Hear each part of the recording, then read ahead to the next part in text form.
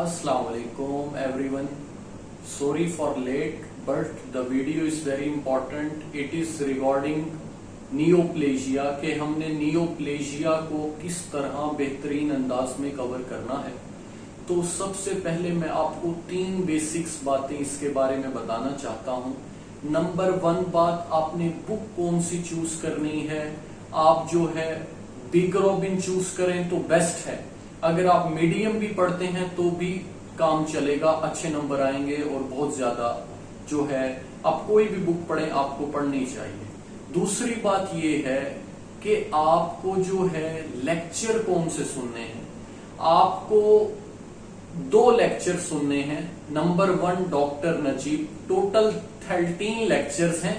3 lecture थोड़े start वाले lengthy हैं, लेकिन वो बेसिक के बारे में आपको बताएंगे और वो बेसिक पे आपको बेहतरीन अंदाज में ग्रिप दे देंगे।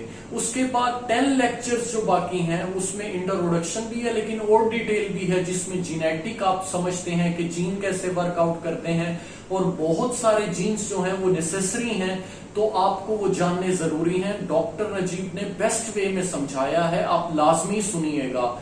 और दूसरी बात यह है कि आपने पैथोमा के लेक्चर भी सुनने हैं। 5 लेक्चर्स हैं अबाउट पैथोमा। आपकी बुक कवरेज कराएगा, डॉक्टर नजीब आपके कॉन्सेप्ट्स बनाएगा। ये दोनों का कॉम्बिनेशन आपके जो है नॉलेज को, आपका जो नियोप्लेजिया की ग्रिप को, वो आपको बढ़ा देगा। नियोप्लेजिया बहुत बहुत इंपॉर्टेंट है। पैथोलॉजी 4th ईयर की सारी इसी पे बेस है, ऑन्कोलॉजी का वार्ड इसी पे बेस है, फाइनल ईयर में आपने ट्यूमर पढ़ने, ब्रेस्ट कैंसर सारे इसी पे बेस है। अभी इसको अच्छा पढ़ लें, बार बार तंग होने की जरूरत ना पड़े। तो 2 लेक्चर आपने मस्ट सुनने हैं, कोई भी बच्चा इसको ना छोड़े, क्योंकि बहुत इंटरेस्टिंग और बहुत नॉलेजेबल है। तीसरी बात यह है कि इसकी वेटेज क्या है। इसकी वेटेज ये है कि यहां से आपके पास 9 MCQs और 1 SCQ1 है। SCQ बाजू का बहुत सिंपल होता है, पास्ट पेपर से आ जाता है, लेकिन MCQs कवर नहीं होते, वो आपको खुद कवर करने पड़ते हैं। आपको पूरा चैप्टर रीड करना पड़ता है, आपको कॉन्सेप्ट्स बनाने पड़ते हैं, जिसके लिए आपको लेक्चर सुनने पड़ते हैं। तो लेक्चर्स, ये मैंने बेसिक बातें बता दी। ये हमारी वीडियो 3 पार्ट्स पे मुश्तमिल होगी और अब मैं आपको मार्किंग करवाता हूं। जो बेसिक पार्ट है उसकी मार्किंग करते हैं और चलिए। तो अब हम आ चुके हैं नियोप्लेजिया पे। अगर मैं आपको बताऊं तो यहां से सिर्फ आपने कैंसर की डेफिनेशन इसको रीड करना है। ये नोमेनक्लेचर शुरू हो रहा है। नियोप्लेजिया का मतलब क्या है इसको देख लें। ये सारा जो है आप रीड आउट कर लें, नीचे तक आप सारा रीड आउट कर लें, तो ये आपके लिए अच्छा रहेगा और आपके कॉन्सेप्ट्स भी इससे अच्छे बन जाएंगे। अगर हम आगे देखें तो ये भी रीड करना है। असल कहानी शुरू होती है बिनाइन ट्यूमर से। यहां से आपको बिनाइन ट्यूमर की डेफिनेशन ये देख रहे हैं, कोंड्रोमा क्या होता है, फाइब्रोमा क्या होता है। मैं आपको एक बेसिक कॉन्सेप्ट बताता चलूं कि वो है नोमेनक्लेचर के हवाले से। अभी आप जो है बेसिक डेफिनेशन पढ़ें, वो क्या है नोमेनक्लेचर का। मैं अभी आपको कॉन्सेप्ट बता दूं। देखें, जितने भी आपके पास बिनाइन ट्यूमर है उनके एंड पे ओमा आता है। जितने भी आपके पास मैलिग्नेंट ट्यूमर हैं उनको 2 नाम से पुकारा जाता है, कार्सिनोमा, सारकोमा। ठीक है, कार्सिनोमा, सारकोमा। तो जिनके एंड में सारकोमा या कार्सिनोमा आ जाए वो तो हो जाएंगे मैलिग्नेंट, लेकिन जिनके एंड पे खाली ओमा आए वो होंगे बिनाइन। फाइब्रोमा, लाइपोमा, खाली ओमा आ रहा है तो ये बिनाइन है। लाइपोसारकोमा, स्क्वेमस सेल कार्सिनोमा, ये सारे दोनों जो एंड वाले बताइए मैलिग्नेंट है। अब काम की बात क्या है, क्योंकि नोमेनक्लेचर एग्जैक्ट फिट नहीं हुआ, तो बास ट्यूमर ऐसे हैं जो ओमा तो उनके एंड पे आता है लेकिन वो मैलिग्नेंट है। सेमिनोमा, एंड पे ओमा आ रहा है लेकिन ये मैलिग्नेंट है। यही चीजें आपने पॉइंट आउट, आपको डॉक्टर नजीब बेस्ट वे में समझाएगा। अब मैं आपको बताता हूं कि आपने करना क्या है।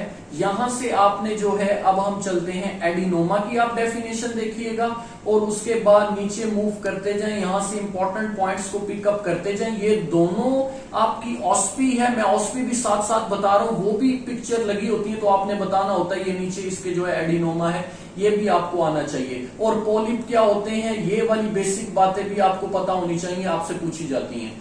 उसके बाद मैलिग्नेंट ट्यूमर आपको पता हो क्या होता है, और मैलिग्नेंट ट्यूमर कार्सिनोमा, सार्कोमा में इसकी डिवीजन है। और ये देख रहे हैं ग्लैंड, ये आपको डॉक्टर नजीब बड़ा प्यारा समझाएंगे। इसमें मिक्स ट्यूमर भी यहाँ दिया हुआ है और उसके अलावा जो है आपके पास टेराटोमा भी दिया हुआ। हमारे पास एग्जांपल आई थी कि ओवरी का एक ट्यूमर था, सिस्टिक ओवरी थी शायद, उसका पूछा हुआ था, वो टेराटोमा है। तो ये एमसीक्यूज में इस तरह पूछते हैं, एग्जांपल दी होती है। तो ये सारा जो है आपने जो है ना इसको अच्छे से रीड करना है। यहाँ पे जो है सिस्टिक, टेराटोमा, ओवेरियन ये पूछा हुआ था एमसीक्यूज में, तो ये आपको आना चाहिए, बहुत ही इंपॉर्टेंट है।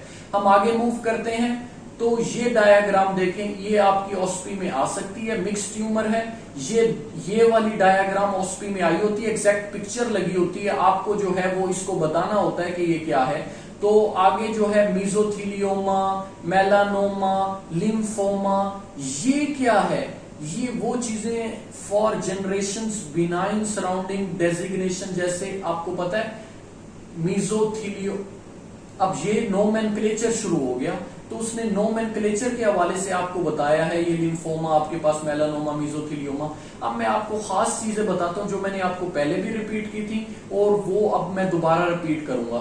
और ये देख लें कि यहाँ पे जो हमारे पास हेमाटोमा की आपको डेफिनेशन आनी चाहिए, उसके बाद आपको कोरिस्टोमा की डेफिनेशन आनी चाहिए, और उसके बाद आपको जो है क्या पता होना चाहिए, ये दो बहुत इंपॉर्टेंट है। और भी अगर कोई चीज इसमें है तो वो भी देख लीजिएगा। अब कोरिस्टोमा, हिमाटोमा, दोनों के एंड पे ओमा आ रहा है, लेकिन ये मुख्तलिफ चीजें हैं, ये बिनाइन नहीं है। तो ये कॉन्सेप्ट आपके डॉक्टर नजीब बेहतरीन अंदाज में बनवाएगा। ये डेफिनेशन दी हुई है, कॉन्सेप्ट दिया हुआ है नोमेनक्लेचर का, बिनाइन और मैलिग्नेंट का कंपैरिजन है। ओमा आ गया एंड पे, तो खाली ओमा जो है वो बिनाइन है, फाइब्रोसार्कोमा कनेक्टिव टिश्यू से अराइज है।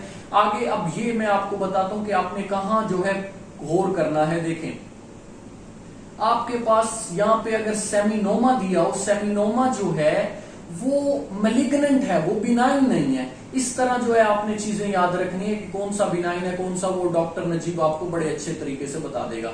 ल्यूकीमिया, लिम्फोमा, लिम्फोमा ओमा एंड पे आता है, लेकिन मैलिग्नेंट है, बिनाइन नहीं है। अब हम आगे चलते हैं। ये देखें, ये सेमिनोमा देख रहे हैं, और ये आपके पास melanoma, melanoma is a malignant tumour, not benign. तो ये आपको बातें पता होनी चाहिए, ये बहुत इंपॉर्टेंट है। और ये सारे टेबल से आपके एमसीक्यूज आते हैं, बहुत इंपॉर्टेंट टेबल है, आपको अच्छे से करना है। उसके बाद अगर हम आगे चलें तो देखें, characteristic of benign and malignant neoplasm, इसको एक दफा पढ़ लें।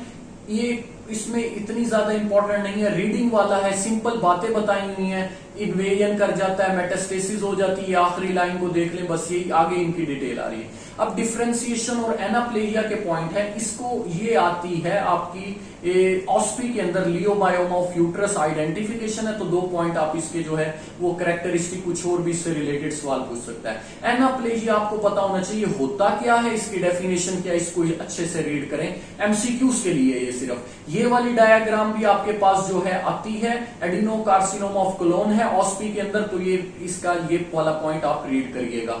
उसके बाद आपका जो है स्क्वेमस सेल कार्सिनोमा, ये भी आपसे पूछ सकता है, ये भी ऑस्पी आई है, हमारी बार आती है, लगी होती है ऑस्पी के लिए, ये इसके नीचे वाले पॉइंट्स भी रीड करिएगा। अब ये देख लें, प्लियोमॉर्फिज्म आपको आना चाहिए। आपको जो है ये जो है नॉर्मल न्यूक्लियर मॉर्फोलॉजी क्या क्या रेशो होती है, 1:4 पहुंच जाती है जब कैंसर सेल होता है। तो माइटोसिस कैसे हो जाती है, एटिपिकल माइटोसिस। तो ये कैरेक्टरिस्टिक्स जो है ये आपको हेडिंग में लॉस ऑफ पोलैरिटी, ये 6-7 जितनी भी हेडिंग है, लॉस ऑफ पोलैरिटी हो जाती है, माइटोसिस हो जाती है, न्यूक्लियर रेशियो अब नॉर्मल हो जाती है, न्यूक्लियर टू साइटोप्लाज्म रेशियो। तो ये आपको बस हेडिंग इतनी याद हो तो आपके कॉन्सेप्ट क्लियर हो जाते हैं। और ये स्केलेटल मसल का ट्यूमर है, इसको भी देख लीजिएगा। आया तो नहीं है हमारी बारी, ऑस्पी में नहीं लगा हुआ था, लेकिन इसी तरह वो लगा देते हैं कभी भी किसी का भी। तो ऑस्पी इसी तरह आती है, ये पिक्चर लगा देते हैं, फोटोग्राफ वहां पे, तो आपको जाके आइडेंटिफाई करना होता है, उससे रिलेटेड सवाल होते हैं वो अटेम्प्ट करने होते हैं, फुल बटा फुल नंबर आने चाहिए आपके, तो बहुत अच्छा हो जाता है। तो आगे हमारे पास आ रहा है ये ऑस्पी के लिए इंपॉर्टेंट नहीं, ये सारा आपने जो है रीड करना है और इसको आपने अच्छे से देख लेना। यहां से एमसीक्यूज ढूंढने की कोशिश कीजिएगा। ये कार्सिनोमा इन सिचु, इसको देख लें तो ये डायग्राम आपके पूछ सकता है किसके अंदर, उसके अंदर जो है आपकी ऑस्पी के अंदर, लेस्ट इंपॉर्टेंट है। लेकिन ये जो हिपैटोसेलुलर कार्सिनोमा अगर ये दिखाते हैं तो वो इंपॉर्टेंट हो सकता है आपके हवाले से, तो इसको रीड कर लें एक दफा ना। रेट ऑफ ग्रोथ भी रीडिंग वाला है, यहाँ पे बेसिक बातें बताई हुई है ताकि आपका कॉन्सेप्ट क्लियर हो जाए। ये डायग्राम भी बेसिक है और यहाँ पे जो लिखा हुआ वो भी सिर्फ रीडिंग वाला एमसीक्यूज ढूंढ ले वहां से, और कुछ भी नहीं है यहाँ पर। सिर्फ रीड करते जाए एक दफा ताकि आपकी नजर से गुजर जाए कि हमने ये भी पढ़ा था। तो आगे भी सारा रीडिंग वाला फास्ट ग्रोइंग ट्यूमर, ये आप 3 पॉइंट्स जो लिखे हुए हैं इसको अच्छे से पढ़िएगा, और बाकी जो नीचे दिया हुआ है ये सारा आपने जो है ना अच्छे से रीड कर लेना है। ये इतना इंपॉर्टेंट तो नहीं है, बेसिक इसमें बातें बताई हैं वो आपको नजीब दादा जो है, नजीब अंकल जो है वो बहुत क्लियर कर देंगे, बहुत ही प्यारा समझाते हैं। Cancer stem cells and cancer cells lineage, इसको भी देख लें, बेसिक बातें यहाँ पे लिखी हुई हैं, सारा रीड करने वाला है। माइलोजीनस सीएमएल क्या होता है ये आपको एक दफा रीड कर लें, इसकी डिटेल हमने आगे पढ़नी है, उसने पेजेस भी लिखे हैं। लोकल इन्वेजन का आपको कॉन्सेप्ट क्लियर हो, इन्वेजन किसे कहते हैं, मेटास्टेसिस किसे कहते हैं। मेटास्टेसिस और इन्वेजन का मैं आपको बेसिक डिफरेंस बता दूं। इन्वेजन होता है कि ये एक चीज है, मतलब कि ये है, ये यहां पर मौजूद थी, ये यहां से इन्वेड करके यहां चली गई, यानी कि थोड़ा सा इन्वेड करके इसको इन्वेजन कहते हैं। मेटास्टेसिस होती है ये चीज एक ऑर्गन में पड़ी है, लंग से निकल के ये जो है लीवर पे चली गई है, इसको मेटास्टेसिस कहते हैं, और वहां पे जाके न्यू ग्रोथ बना ले। मेटास्टेसिस क्या है, लंग का कैंसर हुआ था, वो कैंसर सेल दौड़े गई और चले गई लीवर पे, लीवर पे जाके जो है उन्होंने जो है वहां पे एक एक्यूमुलेशन बना ली, वहां पे ग्रोथ कर ली और वहां पे न्यू बॉडी बना ली, इसको कहते हैं मेटास्टेसिस।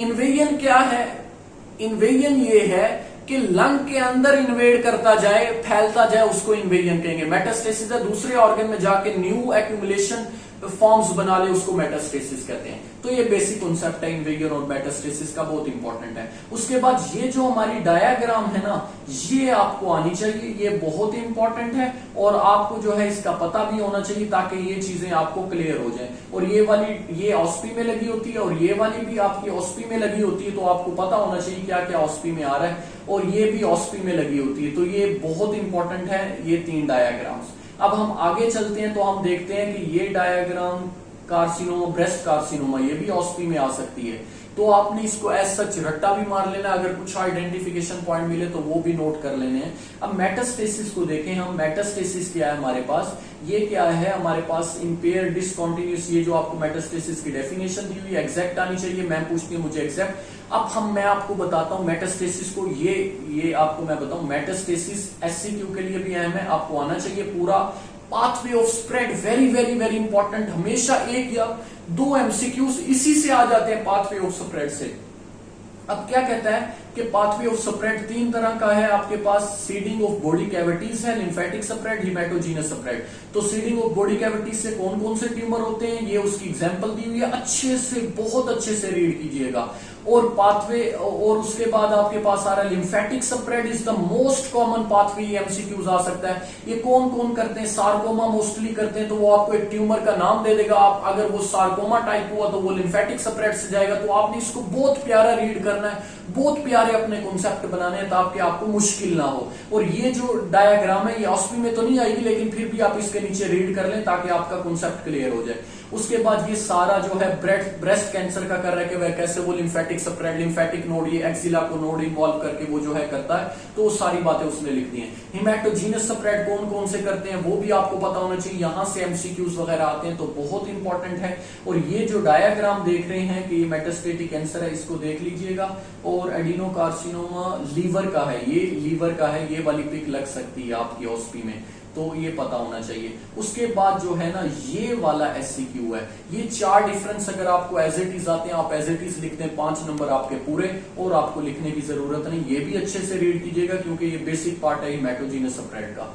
तो ये डायग्राम देख लें, इतनी ज्यादा इंपॉर्टेंट नहीं है, बस एक दफा देख लें नजर से। हम एपिडेमियोलॉजी से आगे बढ़ेंगे। थैंक यू सो मच, और सपोर्ट करें, सब्सक्राइब करें, लाइक करें। Thank you, Allah Hafiz.